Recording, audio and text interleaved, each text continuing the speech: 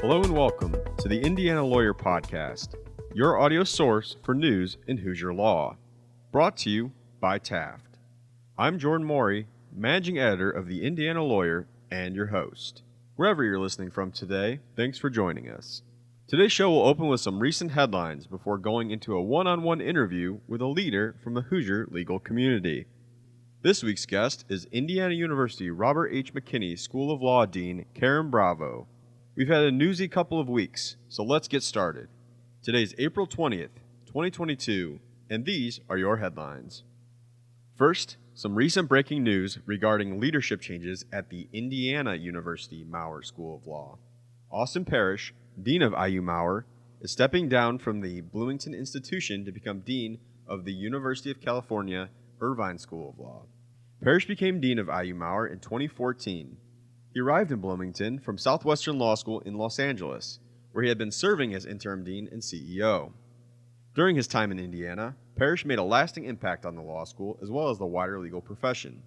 He is credited with building on IU Maurer's success by expanding and creating new programs, launching an ambitious strategic plan, overseeing an accreditation review, and completing a $60 million capital campaign. He also served on the Indiana Supreme Court Study Commission on the future of the Indiana bar examination, which recommended that the state adopt the uniform bar exam. Parrish said this transition is a rare opportunity where his professional and personal life aligned, and it is difficult to leave all his friends in Bloomington. Read more about this story in the most recent edition of the Indiana Lawyer, as well as on theindianalawyer.com. We'll also be sure to keep you updated as the search for the next dean of IU Maurer begins. Next, let's move to some lawsuit news. Family members of 5 victims who were killed during a mass shooting at the Indianapolis FedEx ground facility last year have filed a lawsuit in federal court seeking justice for their loved ones. On April 11th, days before the 1-year anniversary of the shooting, a lawsuit was filed in the U.S. District Court for the Southern District of Indiana, naming FedEx Corporation, FedEx Ground Package System, Inc., Federal Express Corporation, FedEx Corporate Services, Inc., and Securitas Security Services, USA, as defendants. The lawsuit is in response to the April 15, 2021 massacre when 19-year-old Brandon Scott Hull opened fire and killed 8 FedEx ground employees before taking his own life. Indianapolis attorney Daniel Chamberlain of Cohen & Malad, LLC, and Georgia attorney Melvin Hewitt of Eisenberg & Hewitt, PC, are representing the families. The families allege in the complaint that the defendants failed to exercise ordinary care in the carrying out of their respective duties on and prior to the day of the shooting. They also claim that Securitas, one of the world's largest private security providers, provided unarmed security for the facility. The complaint alleges the defendants' singular and combined negligence and gross negligence was the direct and proximate cause and result of the severe injuries and ultimate death of the 8 victims and 5 workers injured in the shooting. During a press conference, Chamberlain said the shooting, quote, was not only preventable, but these types of situations cannot continue in the U.S., let alone in the state of Indiana. This is one of the worst mass shootings and frankly unnecessary, end quote. Plaintiffs in the suit are seeking general and special damages, attorney fees and costs, as well as a jury trial. We'll be sure to keep you updated as the lawsuit unfolds. Now for some court news. The only case on the Indiana Supreme Court's docket for this month is underway. On April 7th, the justices, as IL senior reporter Marilyn Odendahl described it, looked closely at the state's constitution, peppered attorneys with questions, and, at times, appeared skeptical of the answers during an hour-long oral argument as the justices waded into the State House feud over who has authority to call the Indiana legislature into special session. In a packed Indiana Supreme Court courtroom, all 5 justices heard oral arguments in Holcomb v. Bray. Richard Blakelock, managing partner at Lewis Wagner, LLP, represented the governor. Indiana Solicitor General Thomas M. Fisher represented the legislature. The Supreme Court gave each side 2 minutes before it started asking questions. The governor and legislature are feuding over the constitutionality of House Enrolled Act 1123. During the oral arguments, justices queried over whether the governor has standing to bring the lawsuit, and they asked what harm the governor suffered by the legislature having the ability to call itself into special session. A key point of contention between the governor and the legislature are the amendments made to the state's constitution in 1970 and 1984, which gave the General Assembly the authority over the length and frequency of its sessions. Chief Justice Loretta Rush and Justice Mark Massa queried Blakelock over whether word frequency in the amendments gave the legislature the ability to call a special session whenever it wanted. Blakelock responded by asserting the court had to look at the context in which the amendments were crafted. Blakelock maintained the legislature knew the language had explicitly given the authority to call a special session. Again, he highlighted the context that the General Assembly did not enact the 1967 provision when it had the chance, and that media stories and legislative reports do not indicate the word frequency was made to include special sessions. Fisher said that the governor has the ability to convene the legislature when it's not in session, and the General Assembly has the authority to set and fix by law its length and frequency of sessions, and when to commence its session is different. At the end of the oral arguments, Rush complimented Blakelock and Fisher and their legal teams. The Chief Justice said, quote, "Counsel, on behalf of my colleagues on the court, outstanding. Outstanding advocacy, outstanding briefing. For the young attorneys in here, this is how it should be done." End quote. We've been on this story since day one and will continue to provide updates as they happen. Next, Iowa reporter Katie Stancombe has an update on an issue impacting virtually every Hoosier community. New data from the Journal of the American Medical Association revealed that overdose deaths have skyrocketed among teens in recent years. The driving factor? An increase in drugs laced with fentanyl. Since 2010, substance use remained virtually unchanged among American youth. But the numbers blew sky high in 2019 when teen overdose mortality rates increased by 94%, according to JAMA. Deaths rose by another 20% from 2020 to 2021. The JAMA report found that fentanyl was involved in 77.14% of teen overdose deaths. Indiana collectively saw a 67% increase in overdose deaths from ages 15 to 24 last year, compared to a 49% increase nationally, according to the Centers for Disease Control and Prevention data. The data found that fentanyl was present in 87% of Hoosier overdose deaths statewide. Claire Fidian Green, president and CEO of the Richard M. Fairbanks Foundation, said she's seen a similar increase in fatal drug overdose deaths among Hoosier teens during the pandemic. What's frightening is that fentanyl, which appears to be driving the bulk of the overdose deaths, can be in so many other drugs. So a young person may think, well, it's okay if I have marijuana, but if it's laced with fentanyl, then that's not the case. Indianapolis attorney Jonathan Knoll of Cohen & Malad said his firm is one of many who have filed suits on behalf of Indiana cities seeking damages to abate the opioid crisis. A whirlwind of lawsuits and settlements are swirling around the country as states and cities seek to hold opioid developers and distributors accountable for the roles they played in the nation's opioid crisis. The Hoosier state could receive an estimated $507 million from a $26 billion payout from major opioid distributors Cardinal Health, McKesson, and AmerisourceBergen, as well as drug maker Johnson & Johnson, from a nationwide effort to settle suits filed in response to the opioid crisis. The nature of those claims are seeking to hold the manufacturers of prescription opioids, the distributors of prescription opioids, and what we call dispensers of prescription opioids accountable for the harm they've caused in creating the opioid crisis across the country. And that harm has certainly been felt here in Indiana. We'll keep you updated on how those suits unfold. Back to you, Jordan. Thanks, Katie. Moving to the 7th Circuit Court of Appeals, we have an update on a case we've been following for some time now. 3 of the 4 women who accused former Indiana Attorney General Curtis Hill of groping them cannot sue the state under Title VII claims, the 7th Circuit Court of Appeals has ruled, finding the legislative staffers were employed by the Indiana House and Senate, not the state itself. Judge Frank Easterbrook wrote for the unanimous appellate panel on April 6th. The legal battle between Hill and the 4 women, former State Rep. Mara Candelaria Reardon, and former Indiana legislative staffers Gabrielle McLemore Brock, Nikki De Silva, and Samantha Lozano, dates back to March 2018, when Hill and the women all attended an end-of-session legislative party in Indianapolis. In the months following the party, allegations became public that Hill had drunkenly groped the women, although he has consistently denied wrongdoing in the intervening years.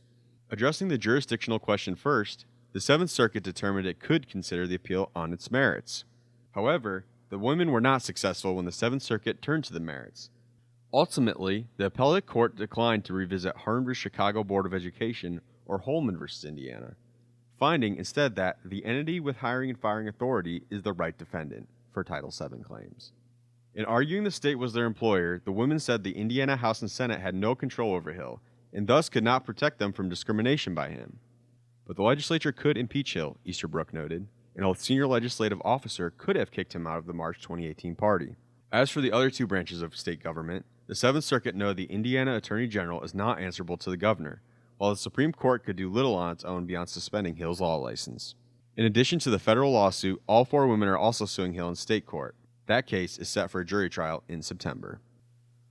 Staying in the Seventh Circuit, President Joe Biden has tapped the newest judge to fill a vacancy on that bench. Judge John Z. Lee of the U.S. District Court for the Northern District of Illinois has been nominated by the Biden administration to the Seventh Circuit Court of Appeals, and, if confirmed, will be the first Asian American judge to serve on that bench. Lee would fill the seat held by Judge Diane Wood, who announced she is taking senior status back in December. A 1989 magna cum laude graduate from Harvard College and 1992 cum laude graduate from Harvard Law School, Lee was confirmed to the Northern Illinois District Court in 2012. He was the first Korean American to ever serve as an Article III federal judge in the Northern Illinois District. Lee began his legal career serving in the Environmental and Natural Resources Division of the U.S. Department of Justice. He then moved into private practice, working as an associate at Mayer, Brown, and Grippo in Eldon. Joining Freeborn and Peters in Chicago in 1999, Lee became a partner in just 2 short years, the quickest ascent to partnership in the history of the firm. Before he became a judge, Lee served as a board president of the Coordinated Advice and Referral Program for Legal Services, a legal aid agency that provides legal advice and referrals to neighbors in underserved communities in Cook County, Illinois. Also, he served as president of the Asian Human Services of Chicago, a social services organization serving immigrant communities. Wrapping up, I wanted to share some info about a story we've been working on for the next issue of Indiana Lawyer. Next issue's focus section will feature in-house counsel, and IL senior reporter Marilyn Odendahl is working on a story that touches on multiple sides of the profession. In 2021, in-house legal departments saw their external legal expenditures nearly double to $14.5 million from $7.9 million in 2020. Certainly, the price of consumable goods has skyrocketed, and law firms have been hiking their fees as their workloads have become heavier, so legal spend is also increasing. How much are corporate counsels paying for outside legal help? How are they controlling costs? And what is the long-term impact of these top dollar rates? Be sure to pick up the April 27th Indiana Lawyer to learn more. All right, that's it for this week's headlines. As always, visit theindianalawyer.com to learn more about these stories or anything else that's happening in the Indiana legal community. Stick around after our sponsor break to hear our conversation with IU Robert H. McKinney School of Law Dean Karen Bravo.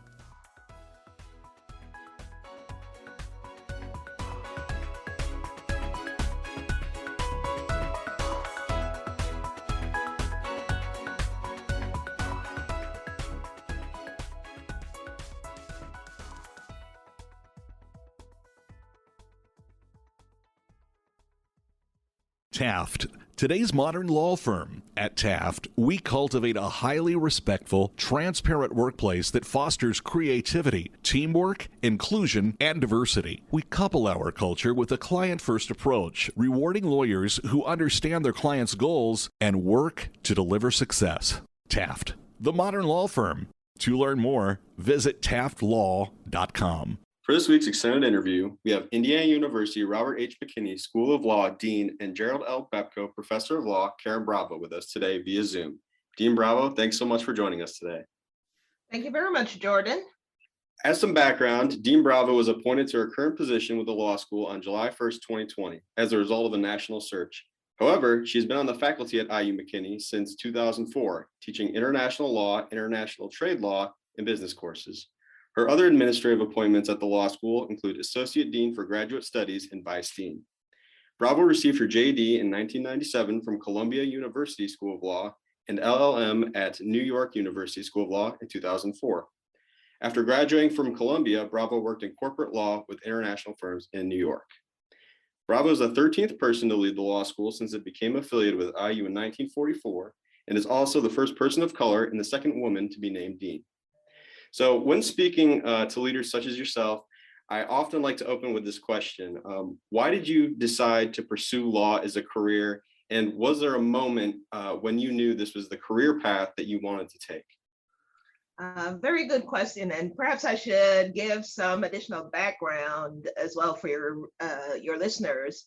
So some of your listeners will be familiar with the fact that I am a first generation immigrant to the United States. I came to the US as a college graduate or university graduate, we would say, from Jamaica. Went to New York. My studies had been in languages, so I don't ask me to speak them, but I had studied French, Spanish, and German, classic liberal arts education with history and sociology mixed in. And then coming to the US was quite a learning experience for me.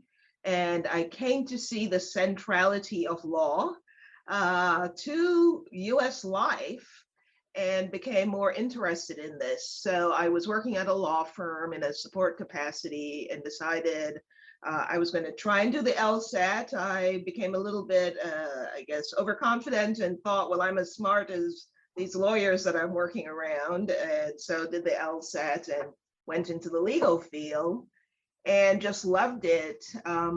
My passion for languages also included my passion for history, and law is just a perfect field of study for someone who wants more of the context. You want the history, you want social policies, you want some political themes, and law is just a wonderful area of study to give you that. When you took over as dean in July 2020, we were still in the early stages of the pandemic. Looking back now, how do you feel the law school adapted to those challenges in the beginning? And how did COVID change your plans? Very good question. So how did we adapt? I think we adapted remarkably well, but I would say, I think we all did. This was a national, local, global effort. So the law school specifically, we could see this coming as we headed into spring break.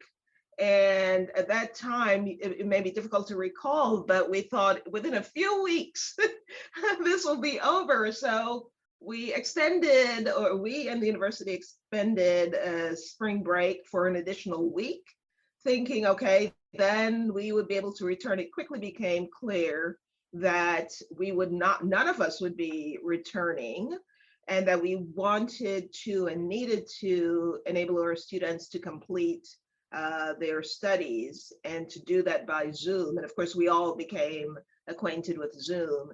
I think we reacted remarkably well. We were, that is, the law school leadership then under Dean Klein, and I was working with Dean Klein and Dean Pitts, meeting with leaders on campus.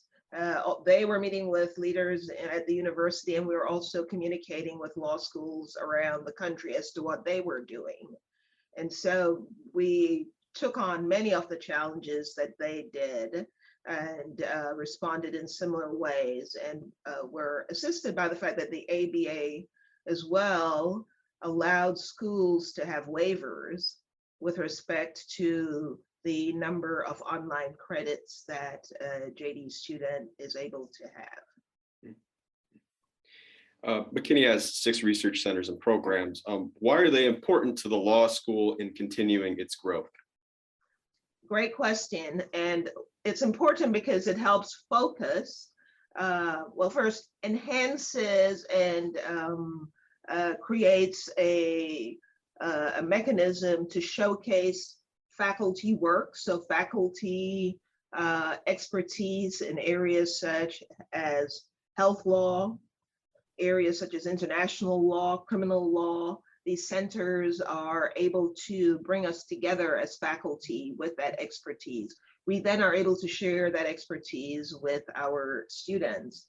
And it also provides for students an ability to work within those specific areas when they develop that interest, either before coming to law school or in law school, but as well to figure out, I can see this array of courses, and I can then if I want to study in this area, I can match these courses together and specify and prepare myself for practice within that particular realm. So I'll highlight our health law center, the Hall Center, and the fact that under the direction of Nick Terry and his predecessor, the research that's done by that center and the array of teaching courses, I think would match any law school in the country. Absolutely. Is the law school and the student body becoming more diverse? And if so, how so? Great question as well. I would say, yes, it's becoming more diverse, but more slowly than the population in general.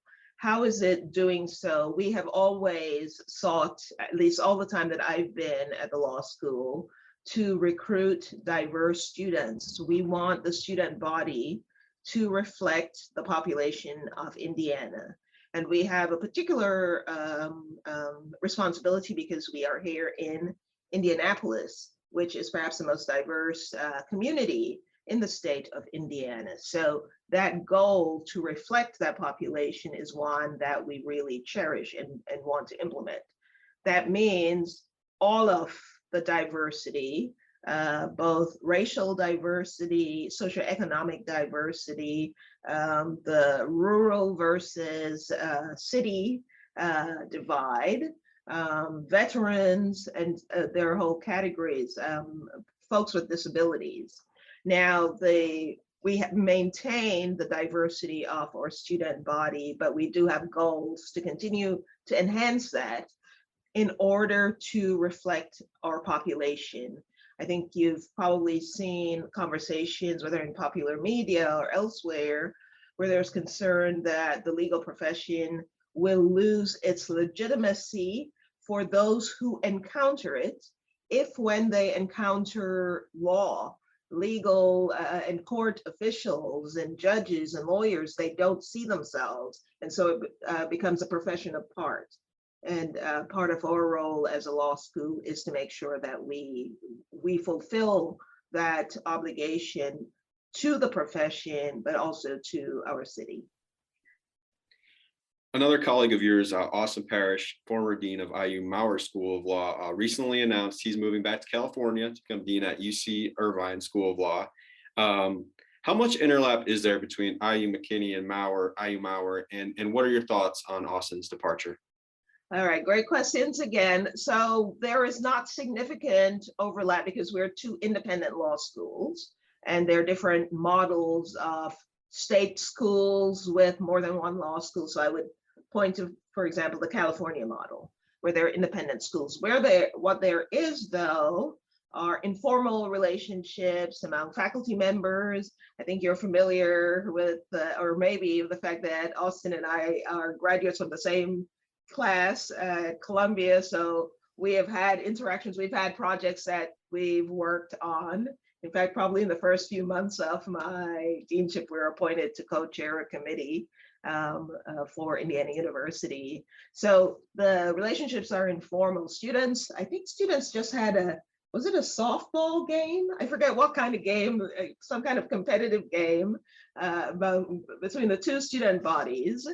So those are the kinds of relationships. With respect to Austin's move to California, I congratulate him because he is going on the next step of his journey. I think he's done a wonderful job at Maurer since his appointment there. And I know that the faculty there, the students, the alums appreciate all that he's done. And I think, you know, as with all of us thinking about the next challenge, he's at that point clearly where the next challenge beckoned, and UC Irvine is a wonderful school. I'm sure he will do well. What do you see as some of the biggest challenges to law schools today? I think reading what the future will be. So we've come through the pandemic. We have operated under ABA waiver during the times where we had to be intensely virtual. Although I will state that IU McKinney, other than the last few months of the spring 2020 semester, we were always hybrid. We always offered a significant number of in-person classes. The question then is, we've leapfrogged or accelerated the use of technology in law schools, particularly with respect to the delivery of our classes. How do we harness that within the normal operations as the pandemic becomes endemic? Do we have more hybrid classes? Do we have classes whereby students from IU McKinney are sitting here in Indianapolis negotiating with students in Taiwan, which we actually had last semester under the leadership of Vice Dean Cynthia Adams and one of our alums, Mark Shope, so that we are able to harness that transnational negotiation experience for them with real counterparts in another country. Another issue is whether or not the ABA or regulators will, as a permanent matter, increase the number or percentage of online credits that we are able to offer as law schools writ large. And so that remains to be seen. I know that that is under discussion. So that's a big challenge as to what will the law school look like. I know that in outside academia, the move to remote work, for example, is something that employers are negotiating. Is there something about education itself, at least in some parts of education, where you preserve the in-person? And I think some of our listeners would think there's something about the relationship building and the networking and the constructing of the professional self in law schools that, you know, it calls for that in-person. So that's one thing. Another challenge is, how do we meet the challenge of the changing demographics in our country? We already alluded to the legitimacy question and the post-murder of George Floyd awakening of a larger percentage of the population to the inequities that exist in our country. We want to make sure that we are contributing to leadership and knowledge that understands the challenges that we face, challenges that we have inherited, right? That we can address in the interest of democracy, equity, and opportunity. So those are big challenges for us. Coming down the road, now speaking about higher ed writ large, one of the challenges, and I'll say for Indiana, is the loss of students between high school and college, so that we're seeing a decreasing number of high school graduates in Indiana move on to college. So if there's smaller number of college graduates, the workforce preparation will be impacted, but also the number of graduates who would be interested in going to law school, medical school, dental school, nursing. And so for our population, there is a challenge regarding the status of education. Why should you be educated? Why get a college degree and why become a professional? So those are challenges that we have to work with our counterparts in other schools and in the undergrad, because we, as a society, we're all in this together. What are some initiatives and or programs in the law school that might not get a lot of attention, but you feel like are making a big impact? Well, some are getting a lot of attention, but I'll maybe talk about our externships writ large. So you may have heard about some of our externships and some of our clinical opportunities. For example, Professor Fran Quigley and his students who have been so active with respect to the evictions crisis, working in small claims courts to protect the tenants who are facing eviction. So those are the clinical offerings. But then, because IU McKinney is situated here in the city of Indianapolis, we're uniquely positioned as its sole law school to offer to our students externship opportunities where a student may decide in the first semester of their second year, I would like to do an externship with the NCAA. And then I'd like to do an externship with the health in the health field. And then I might want to do an externship in the corporate law field. And so just the opportunity to get your feet wet, to immediately begin to get that practical experience that puts the flesh on the theory, right? So you're learning the theory within the classroom, and you can immediately get that real ingrained knowledge and practice. And so I would say that our externship program writ large is something that perhaps doesn't get as much publicity because it's embedded in so many different areas of our school. So you could go through the health law program or IP or international and just get different kinds of practical experience. So our strength in that area is something that I want to talk about. And I want to also hold up my colleague, Professor Carrie Hagan, who leads that effort. Why should alumni be excited about the future of the law school? What are some things they can look forward to in the future? They can look forward to me being out and about much more than I have been able to in the past. So we've started having outreach. I was in DC just this past week. I met with a wonderful group of alums. We'll be going to other sites within Indiana. I think Evansville and Fort Wayne are on the agenda. And there I will talk about the ways in which we are working to enhance students' outcomes. Our alums are passionate in their commitment and dedication to our law school, particularly the place that the role that it plays in providing opportunity and access to the profession. I speak in particular about the evening program where individuals who are working are able to come to law school and become part of the profession. So alums who have had this opportunity to have their lives transform also are passionate about seeing that transformation, participating in that transformation of our students. So we're going to welcome them back in to be able to do things that they've always done, giving their expertise and time and treasure, as they say, with doing mock interviews for students, being connected to students, and seeing how we as McKinney are able to transform ourselves for the future. We've been going through a strategic planning process whereby we consulted with our alums, our students, faculty, staff to find our priorities. Who are we going to be in the future? And I think it's very important that we go through that process. Absolutely. That will wrap up this week's episode. Thanks again to IU McKinney School of Law Dean Karen Bravo for joining us on this week's podcast. As always, you can catch up on previous episodes of the Indiana Lawyer podcast via your favorite streaming services or on theindianalawyer.com.